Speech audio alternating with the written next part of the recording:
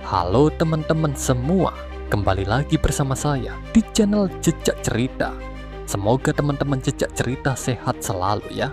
Nah, sekarang kita lanjutkan episode sebelumnya dari kisah Pintu Dimensi, kebenaran yang terungkap.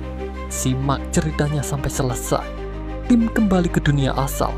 Mereka dengan rasa penasaran bercampur cemas. Mereka memutuskan untuk membangun laboratorium sementara di lokasi penggalian, berharap dapat memahami lebih jauh fenomena aneh yang mereka temui. Dr. Alina memimpin eksperimen dengan penuh semangat, meskipun bayangan pengalaman sebelumnya masih membekas di benak mereka semua. Namun, semakin lama mereka mempelajari pintu dimensi itu, semakin mereka menyadari bahwa penemuan ini membawa bahaya yang lebih besar dari yang mereka perkirakan. Raf, dengan rasa ingin tahu yang membara, mencoba mengaktifkan pintu sekali lagi. Harapannya sederhana, mengunjungi kembali dimensi pertama yang penuh misteri. Namun, saat roda mekanis pintu diputar dan cahaya terang menyembur keluar, mereka menyadari bahwa kali ini pintu tidak mengarah ke tempat yang sama. Sebaliknya, mereka terseret ke dunia baru yang jauh lebih gelap dan menakutkan. Langit di dimensi ini diliputi badai pekat yang tidak pernah reda, dengan petir ungu yang menyambar tanpa henti. Lautan berbusa dengan air hitam pekat menyelimuti cakrawala, sementara medan magnetik yang kuat membuat seluruh peralatan mereka tidak berguna. Di tengah kekacauan ini, mereka bertemu dengan makhluk mirip manusia yang memiliki kekuatan luar biasa. Para makhluk ini memperkenalkan diri sebagai penjaga dimensi, entitas yang menjaga pintu-pintu dimensi dari ancaman luar. Namun, semakin lama mereka berinteraksi dengan para penjaga, semakin mereka curiga bahwa dunia ini menyimpan rahasia yang lebih besar.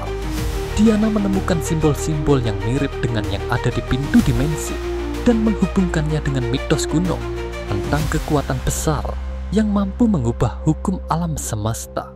Pintu itu ternyata bukan hanya gerbang ke dunia lain, tetapi juga kunci menuju kekuatan yang tak terbayangkan. Diskusi di antara tim mulai memanas. Beberapa, seperti Alina, percaya bahwa pintu ini adalah peluang untuk memahami rahasia alam semesta dan membawa manfaat besar bagi umat manusia. Namun Ari memperingatkan bahwa kekuatan besar ini bisa menjadi ancaman, baik bagi dunia mereka maupun dimensi lainnya. Di tengah kebingungan, sebuah kenyataan mengejutkan terungkap. Dr.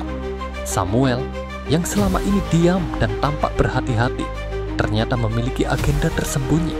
Dia telah bekerja sama dengan pihak tertentu yang ingin memanfaatkan pintu dimensi untuk tujuan gelap, bahkan jika itu berarti mengorbankan timnya sendiri. Saat tim berusaha kembali ke pintu untuk melarikan diri, mereka menghadapi konflik besar dengan Dr.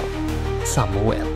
Dalam pertempuran singkat, Samuel mengungkapkan bahwa kecelakaan besar yang terjadi bertahun-tahun lalu yang mengubah hidup mereka semua berhubungan dengan energi dari pintu dimensi ini. Penemuan ini memaksa tim untuk menghadapi kenyataan pahit bahwa mereka bukan sekadar peneliti, tetapi juga bagian dari keseimbangan antara dimensi yang saling terkait. Dengan waktu yang semakin sedikit, mereka akhirnya berhasil membuka pintu untuk kembali ke dunia mereka. Namun, mereka sadar bahwa ancaman sebenarnya belum berakhir. Pintu itu tidak hanya membawa peluang, tetapi juga membawa bayangan kehancuran yang dapat menghancurkan lebih dari satu dunia. Episode berakhir dengan tatapan mereka ke pintu dimensi yang perlahan tertutup, meninggalkan perasaan cemas dan tanda tanya besar tentang apa yang akan terjadi selanjutnya. Bersambung, terima kasih teman-teman Jejak Cerita. Mohon maaf jika ada kekurangan dalam membacakan ceritanya. Semoga teman-teman semua terhibur dengan ceritanya. Oh iya, jika teman-teman Jejak Cerita menginginkan kelanjutan dari cerita ini, jangan lupa subscribe, like, dan bantu komen di bawah ya, agar Jejak Cerita lebih semangat untuk menghadirkan kelanjutan cerita yang menarik berikutnya. Sampai ketemu lagi di episode berikutnya ya. Sekian dan terima kasih.